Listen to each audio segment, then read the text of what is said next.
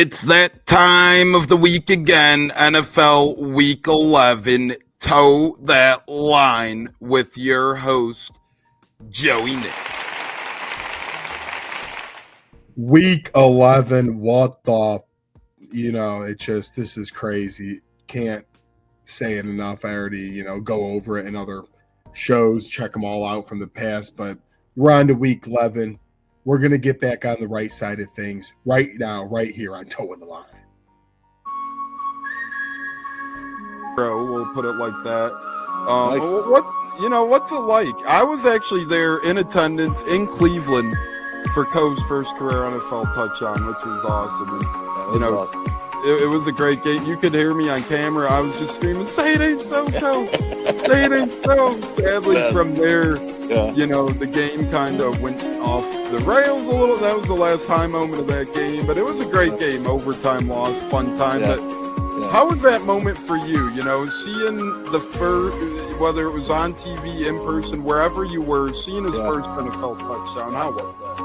Well, dude, I mean, we were at home because it was a away game. We don't travel to a lot of the away games because we can get into that later. But, to watch that and to think I wished I was there live. So to have your video was so cool. And just said, "Man, this is so cool." I mean, that was so cool for us. Catching it from Tom Brady, right? Like, he's got the ball yet. I mean, first NFL touchdown means a lot, right? I mean, as a dad, that's so cool to see. And it was fun to watch. Yeah, it didn't have the outcome we wanted, but still the same. What a memory! What a memory to have, right? So, and honestly, cool. those.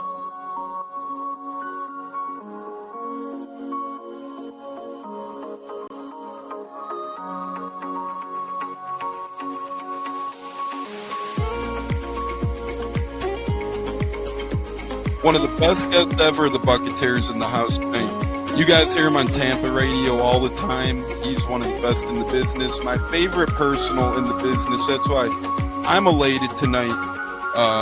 Growing up in the Chicago area, you're used to sports radio. That's what gets me through the day. So this man does help get me through the day, I will say, with the Pat and Aaron show at work. Nothing like it. So it's incredible. It looks like we got Stunna bumbling in. I'm Tampa Tones. We are joined by lead goon tonight, host of the Pat and Aaron show of WDAE, Pat Donovan.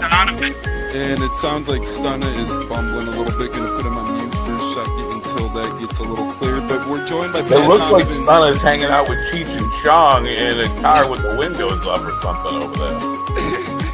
It does look like you got a little... No, my camera's broke. And he was trying to pull me in big time. And then I was like, nothing's happened with Indianapolis yet. Like, I really want to give Indy a chance. And then also I talked to Cody Gruden, once he took over Rich McCann, and still like, well, look, I was like, y'all just give me the opportunity to explore free agency, see what's going on, and then can I make it do it. All right, everyone, you are tuned into the Buccateers of wide receiver Kalen Geiger, and we are about to have a great pod. This is the Buccateers. You're tapped in, and here we go.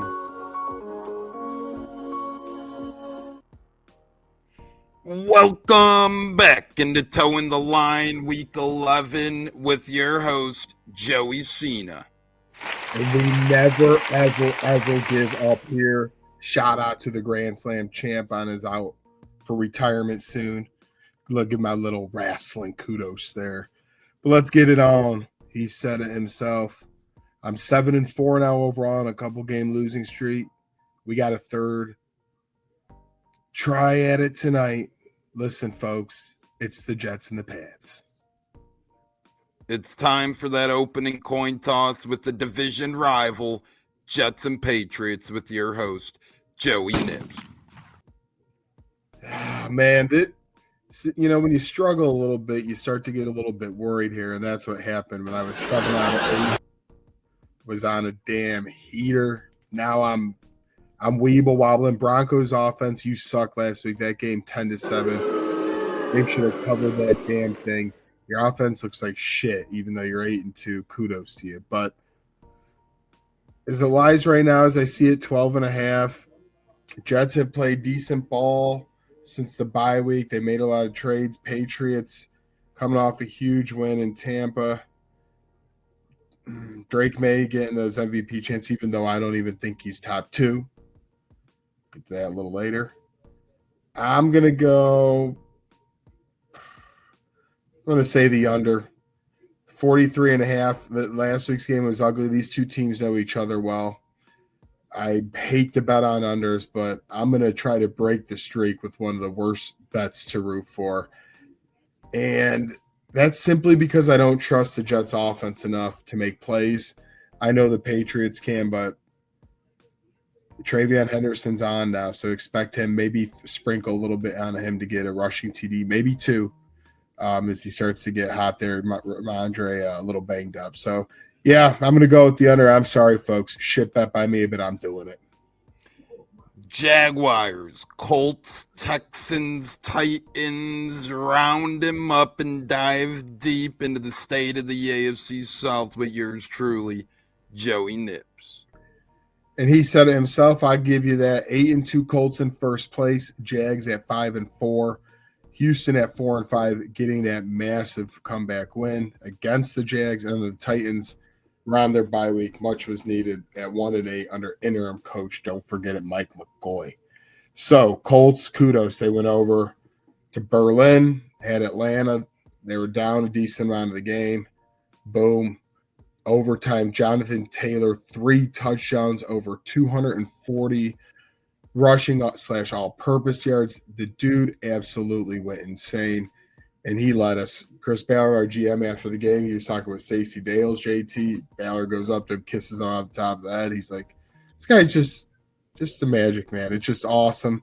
We're headed into a bye week. My team, I'm happy about it. Get a nice, relaxing week to watch football, scope out all the other teams and not put so much focus. And it's a much-deserved week off for first place in a big fashion. And why? Because the Jaguars are now 5-4. Even if they play the Chargers this week, they're not favored at home.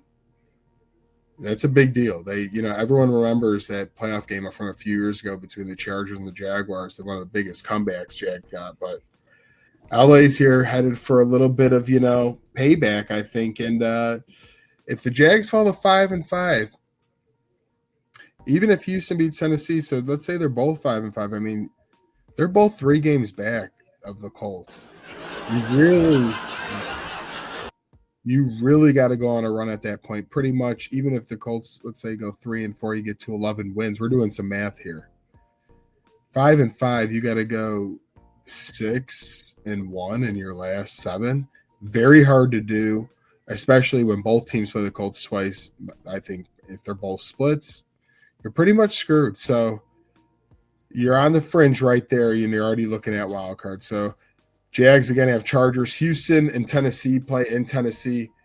Coming off a bye week, you never know. Cam Ward got a little rested.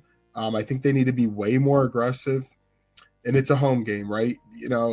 Even no matter as bad as your team is, I've had some bad Colts teams over the years with Matt Ryan. You come off a bye week, it's just something about getting a little breather, and you feel rejuvenated. So hoping the Titans can give them a good showing. I obviously don't even care if Davis Mills or CJ Stroud's playing. I mean, the Jaguars just fumbled the bag so bad being up 17. I turned to Tones. We were at the Bucs game and said, you were right. You called this one. All of a sudden, they're coming back, and Jags are making self-inflicted wounds. It's like, my goodness, Jacksonville, shame on you. But, hey, Houston, good of you to carry through with the backup quarterback, and we'll see on Stroud this week. And then the Titans, football's about pride. This ain't the NBA. This ain't 162 games. You only have freaking 8 of these things left, so make it count. So, again, my Colts at the top. Jags 5-4 in second, Houston 4-5, Tennessee 1-8. That's your state of the AFC South. Raise those glasses in an ode to Coach Gregg Schiano. Time to get those toes on the line with yours truly, Joey Nips. Yeah, I mean, my glass is water, ladies and gentlemen. Just came off a Tampa trip. A lot of fun, but need to give that body a good that dad bod. It is a good detox, give it a few days, get Thank you for that. Ooh, sad moment right there. My first thing, I'm just doing it now, especially since he had this game. Jonathan Taylor should be number one in MVP odds right now. I don't know what's going to happen in 7 damn weeks. I really don't. A lot could happen. Depends where teams are, who's healthy, all that shit. But this dude has 15 touchdowns already with 7 games to go. 15 with 7 to go. 4 of those games being 3 touchdowns. I mean, he's seeking in on records where Jim Brown's mentioned, Latainian Tomlinson, Adrian Peterson, Derrick Henry. He already has 1,139 yards. Keep in mind, if he averaged even a little under 100 yards a game for the rest of them, he's going to be at that 1,800 yard mark without even having amazing games all the time. That's scaling it back just a tad. And then you look at, in this past week, 7.6 yards per carry. Took advantage of the Atlanta defense, their pass defense better than the run. Shame on you, Raheem Morris. Shame on you for having that team 3-6. For as much talent on offense, tone line, this is a 2-parter in the first one here. Because JT, you should be number 1 in the odds, and Raheem Morris, you should be ashamed. And I think you might get cut at the end of the season. But anyways, yes, 32 carries, 244 yards. Jonathan Taylor, you keep doing your little dance in the end zone because you deserve it. And that's one I'm about to really go in on. Stafford, I'm kind of cool with. He set some records too, but Drake May over him. I know, QB award, you could tell me a million times. If they don't name it that, it's not that. So let's do better, okay? And number 2, man, Dallas Mavericks GM. I know the owner had to have, like Charles Barkley said, Luka Doncic just don't move it for the GM. Owner's got to have some say there too. But my goodness, you make that move. You know you're trading for Anthony Davis, who's great, but he's already not playing. Klay Thompson's aged. And now you're out of a job. And now you have no Luka. Even if you are bad with Luka, at least you get all those people watching international. The stadium still fills up because one of the top players. You just should be really ashamed because you've been SOB ever since. And one thing if you would have stayed your distance and stayed in the back, but I'm going to go over line here to say you should never be allowed to be a general manager again. Because not only because of the move you might have made, which I actually wasn't totally hating. I get if you don't want to pay a guy $300 million and be in cap hell forever if you think he has some negative impact in some regard. But my goodness, did you just fumble the bag and you still think you could talk? Go ahead. Do it. But your name's not a good one in the NBA circles right now. And that's what I'm towing the line on this week. And you just got the overtow. It's time for a sweet treat with Sunday. Time for that with yours truly, Joey Nips. First off, we always look at last week first. The Ravens get that small, nice. They get that, 2 scoops of ice cream in a cup from there. Yes, they do get that because, listen, they were on the road at Minnesota. Lamar's second game back, and just like that, they're 4-5. Must win as they were trying to get C closer to 500. So congrats to them. Then the Patriots, even though I did not want them to win, the Patriots, I was not rooting for them. Obviously rooting for Bucs, one of my other teams. And, man, Patriots just found a way to make big plays. I will say Mike Vrabel is a hell of a coach. Even when his players get injured, he's running out to him and everything. You could tell the buy-ins there in New England. Sadly, I'm not going to sugarcoat it. Hey, I give him kudos for 8-2. I don't kind of like him. I'm a Colts fan. We've been rivals for years. So what do you expect? But they do get the big apple pie this week. Whatever you want in Boston, your Boston cream pie don't matter to me. But they're damn near the top of the AFC if it weren't for my Colts. So a lot of credit with a second-year quarterback who Drake May should be in the MVP race, but he's not number 1 or 2. That's the point. But kudos. We move on to this week. I'm going to try to give out some more ice cream. There's a lot of negativity in this world. Luckily, hopefully we're coming off, shutdown and everything like that. Things aren't easy. It's holiday time. People get stressed. I came off toeing the line where I went with the over toe. Let's get some, try to give us some more treats this week. My couple small ones, I'm going to first say Bengals, you're in a must win. You're on the road in a divisional game. Joe Burrow, it's great he practices. But if you go to 3-7, you're probably a couple more games without him at the minimum. Even if you get to 4-8, he's got to win out, and 9-8 might not even make it in the AFC with all the top schedule. If you don't win this week, that all kind of goes to shit with the little good news that came out on Joey B. Shout out to him. What a warrior for getting there. But that's the first small one. My second small one, the Bears could get to 7-3 after starting 0-2. Listen, if they get to 7-3, again, we're going to do some math. That'd be 7 wins and 7 out of 8 games for Chicago. And I know it's been a lighter schedule. A lot of people talk about it, but they're going to get into the meat of it now. And if you could start with at Minnesota, who they lost to week 1, and get that division road back where Caleb Williams only has 1 divisional win in his career. So it's a really big game for the Bears. But you get the small pie because then after that it really gets up. But if you get to 7-3, kudos. Couple of quick big pies. Buck fans, you're in Buffalo. Both teams are 6-3, coming off a loss. Both teams are coming out for revenge. No better than Josh Allen and Baker. I mean, there's not many more quarterbacks more entertaining than that. They both have great, not only passing skill, but they also could do it running in different ways. One's huge, one's small. One has the heart of a lion. The other one has a heart, but he also has a leg. There's so much going on. Winner of that game gets a big piece of pie. And then I would be stupid and remiss not to bring up Hawks versus Rams. Both 7-2. Whoever gets to 8-2, not only the best in that division, but you could say the best in the conference. Of course, Philly's always there, but hot damn, Seattle's been good on the road, and Matthew Stafford has set records with 4 touchdown passes and multiple. It's happening for both of these teams, and I'm very interested in that late afternoon window to see who gets the big piece of pie in the NFC West. It's time to get those hands dirty and close things out with a little bit of locker room talk with yours truly, Joey Nips. Yeah, and let's get right to it. Friendsgiving time of year. Like I said, let the positive times roll. Got a couple coming up.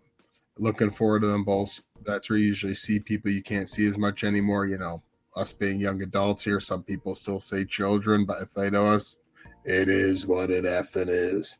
I'm looking forward to that.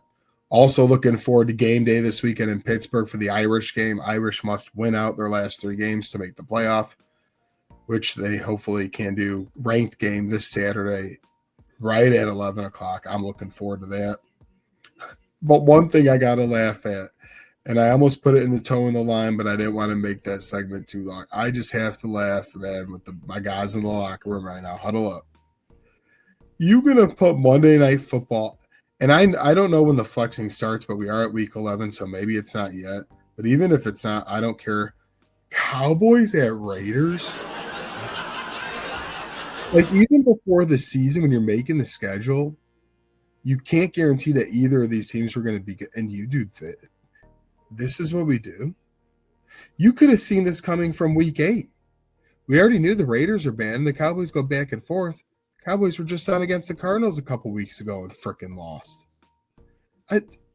This is one of those days where it's a Monday, you know. You're watching it, second quarter. Next thing you know, bam, game's over. But anyways, I don't want to waste your all time anymore. It was a great show today. I'm sad we're at week 11. But I'm happy we're at week 11. Joey Nips with 3 S's on Twitter and more. God bless, good night, and enjoy another episode of Toe in the Line. Bro, we'll put it like that. Nice. What's it like? I was actually there in attendance in Cleveland for Coe's first career NFL touchdown, which was awesome. And, Awesome. It was a great game. You could hear me on camera. I was just screaming, "Say it ain't so, Coe! Say it ain't so!" Sadly, from there, the game kind of went off the rails a little. That was the last high moment of that game, but it was a great game. Overtime loss, fun time. But how was that moment for you? Seeing the first, whether it was on TV, in person, wherever you were, seeing his first NFL touchdown? How was that? Well, you know, dude, I mean, we were at home because it was a away game. We don't travel to a lot of the away games because we can get into that later. But, you know, to watch that and to think I wished I was there live. So to have your video was so cool. And just, man, this is so cool. I mean, that was so cool for us.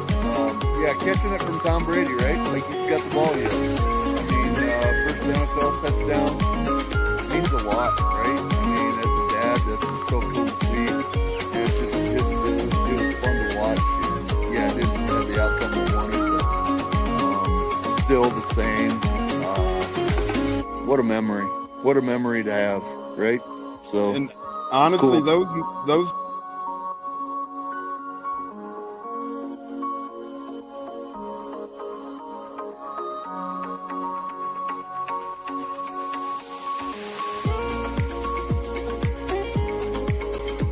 One of the best guests ever, the Buccateers in the house tonight. You guys hear him on Tampa radio all the time. He's one of the best in the business. My favorite personal in the business. That's why I'm elated tonight. You know, growing up in the Chicago area, you're used to sports radio. That's what gets me through the day. So this man does help get me through the day, I will say, with the Pat and Aaron show at work. Nothing like it. So it's incredible. It looks like we got Stunna bumbling in. I'm Tampa Tones. We are joined by lead goon tonight, host of the Pat and Aaron show of WDAE, Pat Donovan. And it sounds like Stunna is bumbling a little bit. Going to put him on mute for a second until that gets a little cleared. But we're joined by Pat It looks like Donovan. Stunna's hanging out with Cheech and Chong in a car with the windows up or something over there. It does look like he got a little. No, my camera's broke. And he was trying to pull me in big time. And then I was like, hey, you know, nothing's happened with Indianapolis yet. Like, I really want to give Indy a chance. And then also I talked to Cody Gruden, you know, once he took over Rich McCann, and still like, well, look, I was like, y'all just give me the opportunity to explore free agency, see what's going on, and then can I make us do it. All right, everyone, you are tuned into the Buccateers of wide receiver Kalen Geiger, and we are about to have a great pod. This is the Buccateers. You're tapped in, and here we go.